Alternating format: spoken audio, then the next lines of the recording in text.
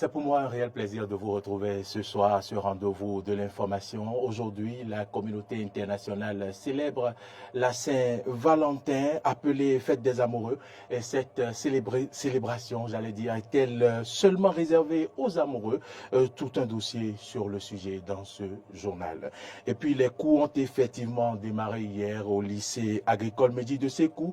Et c'est la rentrée dans les lycées techniques agricoles sur toute l'étendue du territoire national. On en parle dans cette édition. Hors du continent, Washington et ses alliés s'opposent fermement à la décision d'Israël d'étendre les colonies. Voilà pour le sommaire, le développement dans un court instant.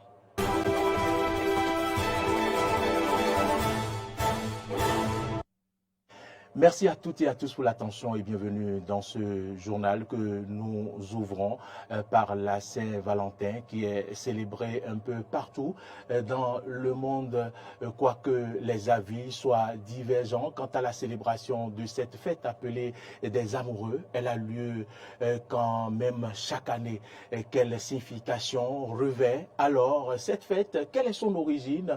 Élément de réponse dans ce reportage que nous propose Grâce à Valibé. La veille, j'ai déjà prévu un cadeau pour le jour et puis très tôt le matin, je dois laisser un message. La Saint-Valentin tire ses origines réelles au XIVe siècle dans la Grande-Bretagne. Plusieurs significations sont collées à cette date. La première, l'histoire raconte qu'au Moyen-Âge, plusieurs carnavals, notamment amoureux, prennent place au mois de février. Le carnaval est une inversion de l'ordre social, un rituel de célébration, un jour de fête où tout est possible. Les carnavals amoureux sont alors des fêtes autour de l'os, qui a une symbolique extrêmement sexuelle. Les hommes se déguisent en ours, attrapent des femmes et les entraînent dans leur antre, où se déroulent de nombreux viols. Il s'agissait d'une pratique violente et sexiste, mais à l'époque très répandue et impunie. Il faut attendre le XVe siècle pour que la Saint-Valentin prenne un tournant poétique et verse dans l'amour courtois. Il s'agit d'une domestication de ces rituels violents qui va les adoucir. Ce tournant poétique est initié en France, puis gagne l'Angleterre, l'Afrique également, où se développe une tradition de poèmes et de dessins d'amour, puis de cartes. L'autre interprétation de la fête qui ne nous semble pas moins intéressante est celle qui stipule que 3 différents saints nommés Valentin, tous les 3 martyrs, sont fêtés le 14 février. Et c'est par décret du pape Gélaste Ier en 1595 que leur fête a été fixée pour leur témoigner de l'amour et de la reconnaissance. Et selon l'histoire, c'est Charles d'Orléans qui aurait choisi l'un de ces saints Valentins martyrs comme le patron des amoureux en considération des critères que nous ne connaissons forcément pas. Restée vivace dans le monde anglo-saxon, cette fête s'est ensuite répandue à travers le continent européen à une époque récente, puis en Afrique aussi. On vend des articles de la Saint-Valentin, comme des coffrets de chocolat, les nounous, les habits hommes et dames, les bouquets de fleurs. Ils viennent, pas que les amoureux.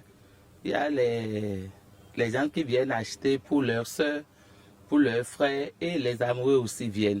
Par exemple, ici, il y a des nounous de 2000, des coffrets de chocolat à partir de 1000 francs, 1500, c'est déjà bon. Même il y a des parfums de 1000 francs aussi, des débardeurs calcifs hommes en coton à moins de coût. Des gadgets à moindre coût et à prix élevé également. Et les amoureux y misent gros pour démontrer leur amour à leur partenaire. En revanche, d'autres n'y trouvent aucun intérêt. Bon, la Saint-Valentin, je ne fête pas la Saint-Valentin. Bon, Valentin, c'est quoi? Bon. Je ne fête pas la Saint-Valentin. Je n'ai pas le temps. Et en plus, je ne trouve aucune importance à cette célébration. Avec ma chérie, c'est au téléphone on converse souvent. Je n'ai pas le temps.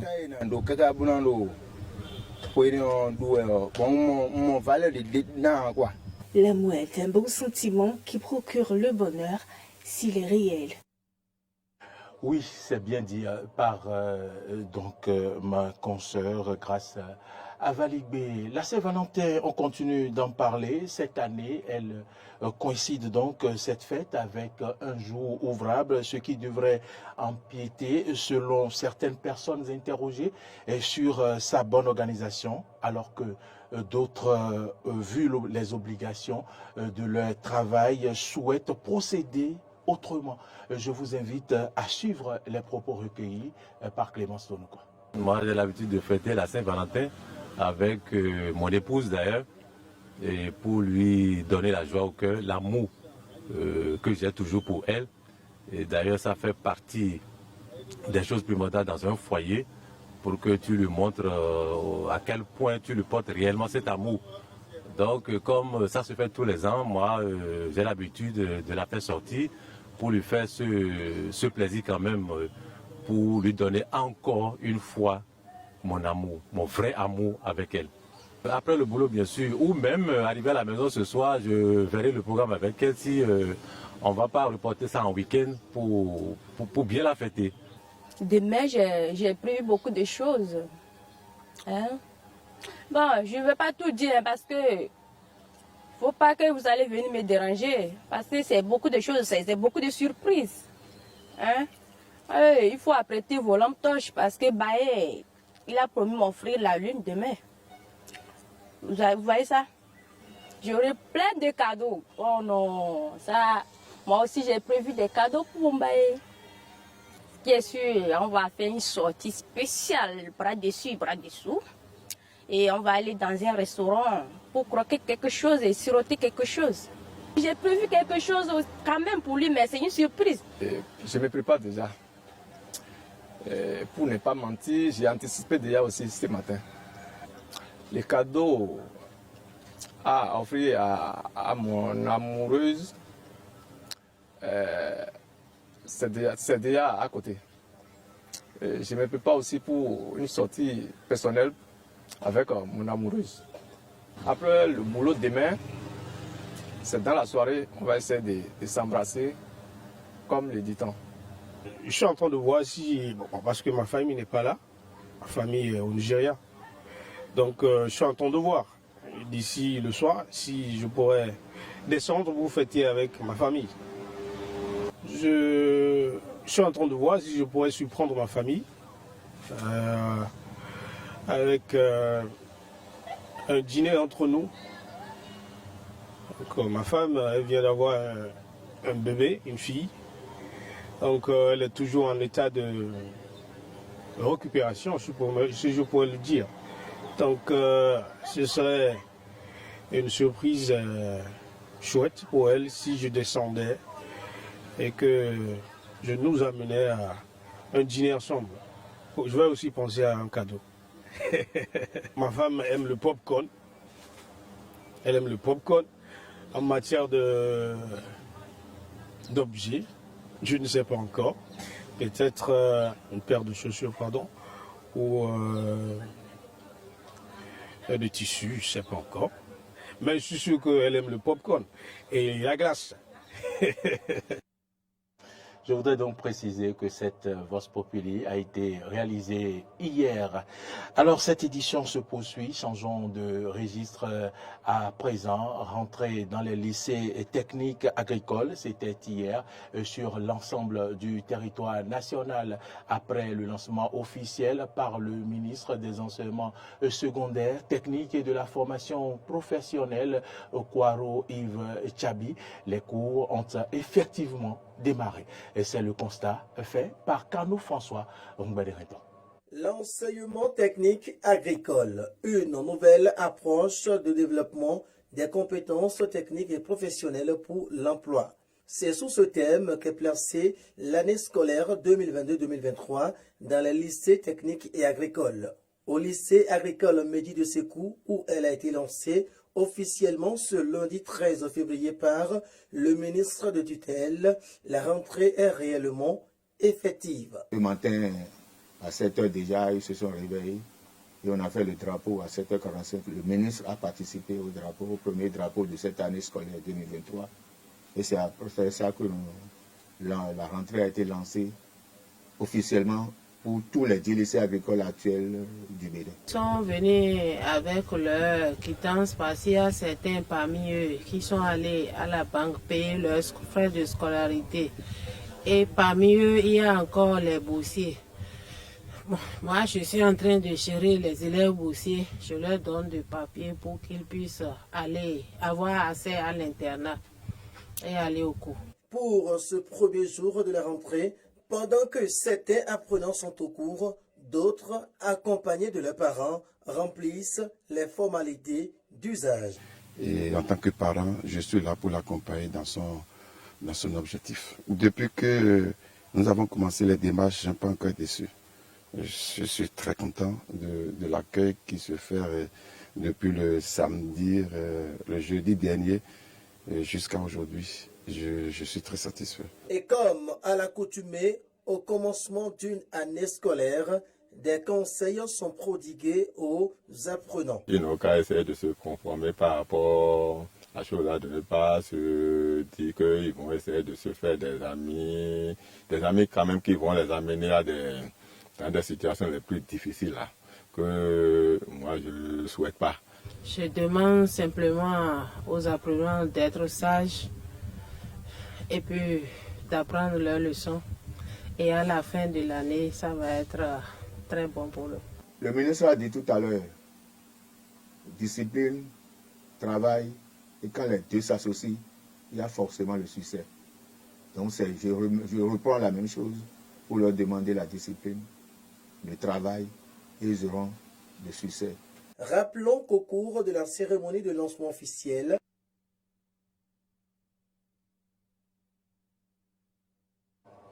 Eh bien, retour sur ce plateau. En bref, après l'élection des membres du bureau dimanche dernier, les 109 députés de la 9e législature sont au Parlement. Depuis ce matin, les commissions ainsi que les organes techniques de l'institution parlementaire, au nombre de 5, sont en cours d'installation.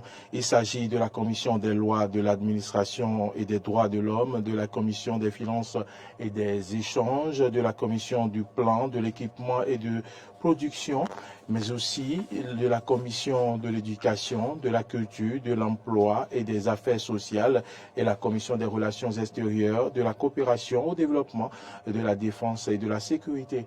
La représentation nationale va également procéder à la constitution des groupes parlementaires.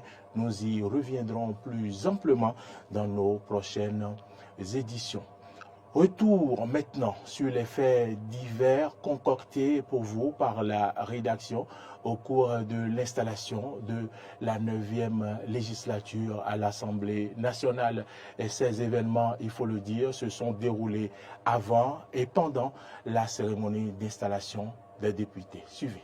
Ave Maria, Ave Maria, Mirido Panuna Maria. Dimanche, c'est à l'Assemblée nationale que la messe de l'installation des 109 députés de la 9e législature a été dite. Sur l'esplanade tout ce dimanche, des véhicules de toutes marques défilaient avec à bord les tout nouveaux élus. Parents et amis enthousiastes les attendaient pour les congratuler. Sur la cour de l'hémicycle trônait cette bâche climatisée qui a accueilli les suppléants des 109 titulaires qui siègent pour 3 ans. Parmi les suppléants, Jeanne Assoklé, alias Fouka Fouka. Les suppléantes ne venaient pas à l'Assemblée nationale lors des installations. Seuls les titulaires étaient présents. C'est Patrice Talon qui a décidé de la présence des suppléantes à l'Assemblée nationale. C'est pourquoi je lance un appel aux populations qu'il faut se battre avant d'être élus.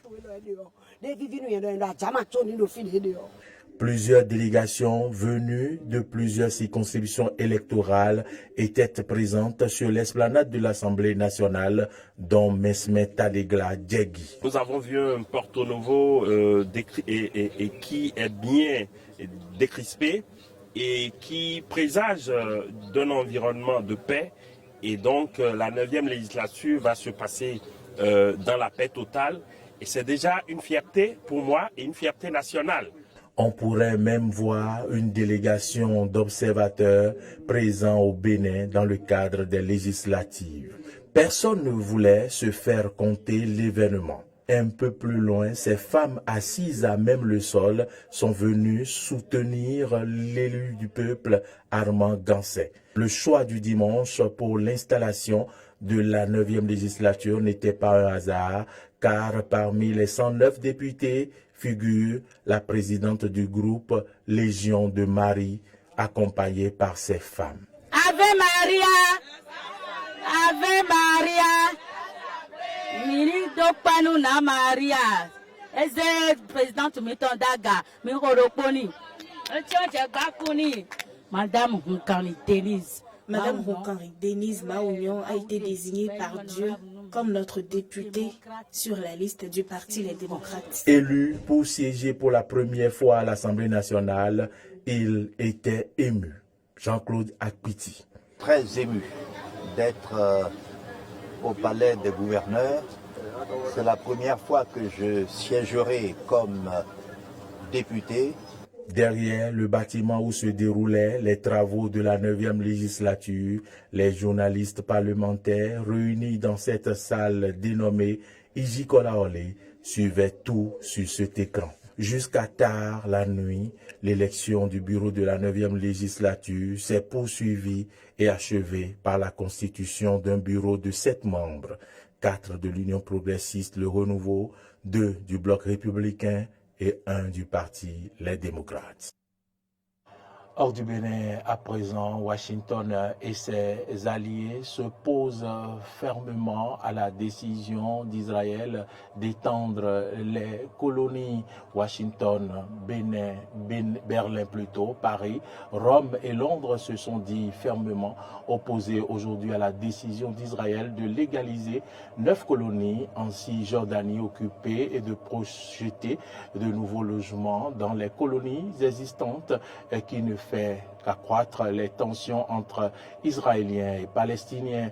Nous nous opposons fermement à ces actions unilatérales qui ne font qu'accroître les tensions entre Israéliens et Palestiniens et qui nuisent aux efforts visant à parvenir à la solution négociée des 2 États, écrivent les chefs de la diplomatie des 5 pays dans cette déclaration commune relatée par l'agence France Presse. Madame, Monsieur, c'est ici que se referme ce journal. Merci à toutes et à tous de l'avoir suivi. L'information, vous le savez, continue sur nos différentes plateformes YouTube, Facebook, Twitter et sur notre site internet www.eden.tv et puis www.eden-tv. Vous pouvez également télécharger notre application Eden TV Diaspora FM sur Play Store et App Store. Merci à toutes et à tous de nous avoir suivis. Une fois encore, je vous souhaite une très bonne fête, profitez de votre soirée et surtout restez en notre compagnie car tout à l'heure vous pourrez suivre l'émission dédiée à la Saint-Valentin. Bonsoir.